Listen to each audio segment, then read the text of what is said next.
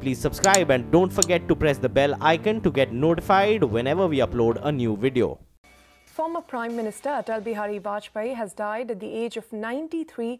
A three-time Prime Minister, Vajpayee was the first non-Congress PM to complete a full term in office. The BJP patriarch, who co-founded the party in 1980 and served as its first president, was admitted to the All India Institute of Medical Sciences on the 11th of June with a urinary tract infection and chest congestion. One of India's tallest politicians and an exemplary orator, Vajpayee's statesman-like approach earned him the sobriquet of Ajat Shatru, or the man with no enemies. The centre has announced a 7-day mourning throughout India and a state funeral for Vajpayee, who was conferred the Bharat Ratna in 2015. The Delhi government has also announced that all government offices and educational institutes will remain shut tomorrow. Here's a look at the life and times of the iconic man under whose leadership India successfully conducted its second nuclear test and was henceforth taken seriously as a nuclear-armed nation. ऊंचे पहाड़ पर पेड़ नहीं लगते, पौधे नहीं उगते, न घास जमती है सिर्फ बर्फ, जो कफन की तरह सफेद, कफन का जो कपड़ा होता है ना, सफेद कपड़ा, उसकी तरफ इशारा किया गया है. The quintessential Atal Bihari Vajpayee seeking a reconciliation with death. In this statesman's world, there was no such term as retirement. Born in Gwalior on Christmas Day in 1924, Vajpayee began his political career with the student wing of the Communist Party. But he found his true calling with the Bharatiya Janata Party, which he co-founded in 1951. When the emergency was declared in 1975, Vajpayee was detained, only to emerge as one of the top leaders of the Janata government. After the government collapsed, Vajpayee helped form the Bharatiya Janata Party in 1980. In the next 15 years, Vajpayee was to lead the party from just 2 seats in the Lok Sabha to nearly 200. In 1992 came the Ram Janmabhoomi temple controversy, one of the most difficult phases of Vajpayee's political career. When blood spilled on the streets after the demolition of the Babri Masjid, Vajpayee's stand remained nebulous. In 1996, Vajpayee finally got his first shot at leading the government, but the adventure only lasted 13 days. Vajpayee insisted that he had not been defeated. We have given up office, but not our responsibility to serve the nation. Vajpayee returned to power with a stronger mandate in 1998. His popularity spiked when India successfully conducted a nuclear test in Pokhran. A year later, he became the first Indian Prime Minister to take a bus into Pakistan through the Wagah border. But just when all seemed to be going well, the coalition fell apart.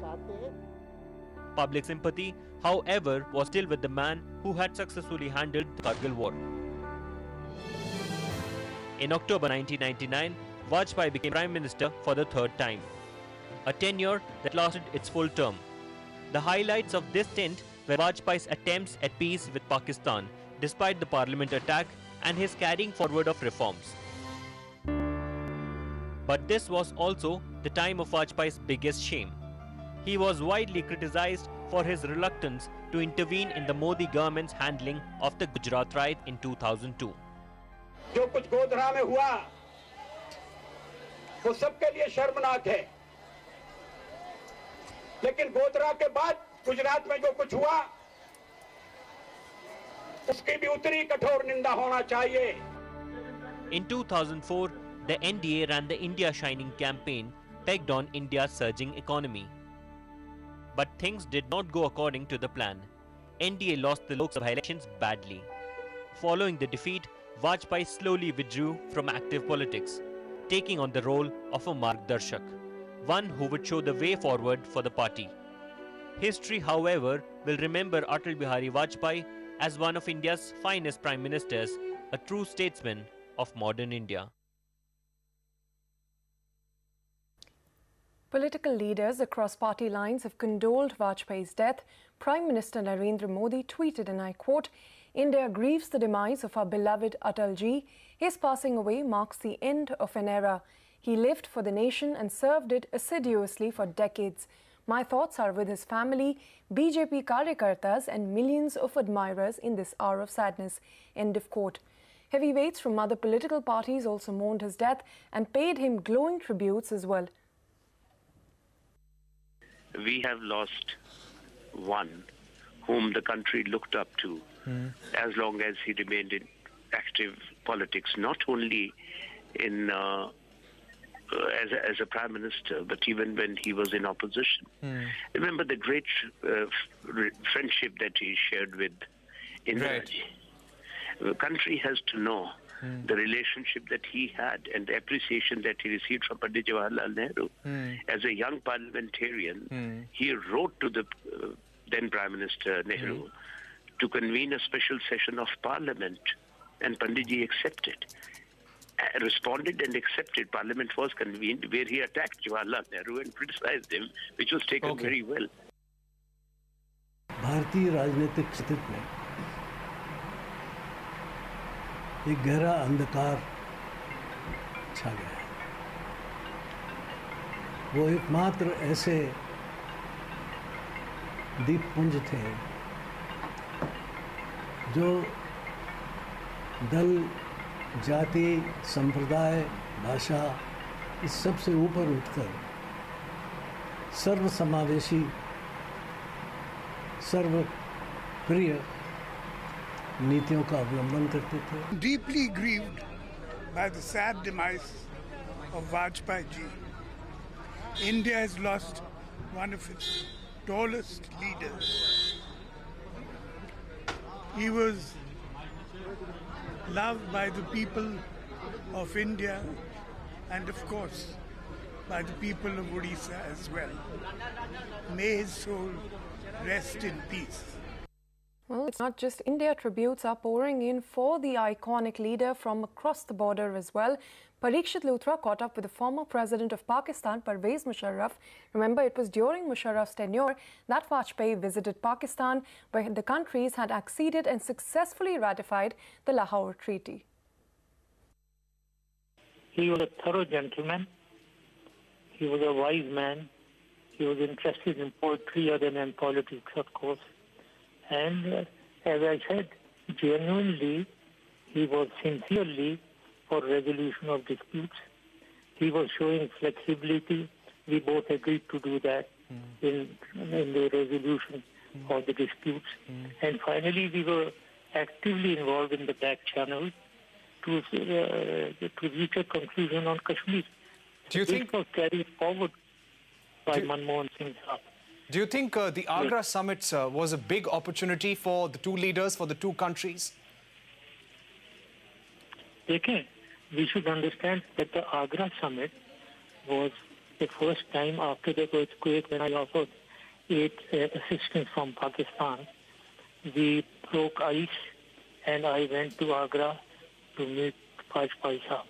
Now there, it was not a resolution of this. How can you resolve disputes in one meeting?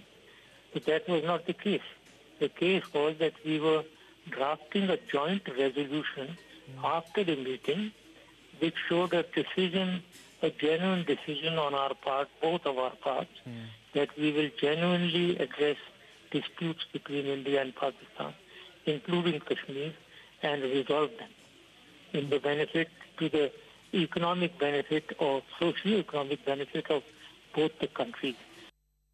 Oh, we're also joined by Mr. Motilal Oswal, a market expert and a veteran who also joins us on the show now. Mr. Oswal, appreciate you taking time out and joining us on the show. You know, Mr. Vajpayee was a statesman. I mean, the country is mourning him, his family, the BJP. How do you remember Mr. Atal Bihari Vajpayee? Actually, when I was a small kid, there was huge amount of interest whenever I got an opportunity to listen to his speeches. He was iconic leader, and I think a very, very tall personality for that. Motilal Oswal. Mr. Oswal, thank you very much for staying on with us. You were telling us how you remember, the great statesman, the leader that we've lost today. Yeah, absolutely. Leader very different from other politicians in terms of his vision, in terms of his dedication for the nation, in terms of his focus on infrastructure, especially the road sector, the telecom sector, the airport, airline sector. I think the whole foundation for NHAI was put the whole roadmap by Mr. Vajpayee, and that's what we are seeing, the huge amount of focus on infrastructure. So from that perspective, I would say he's absolutely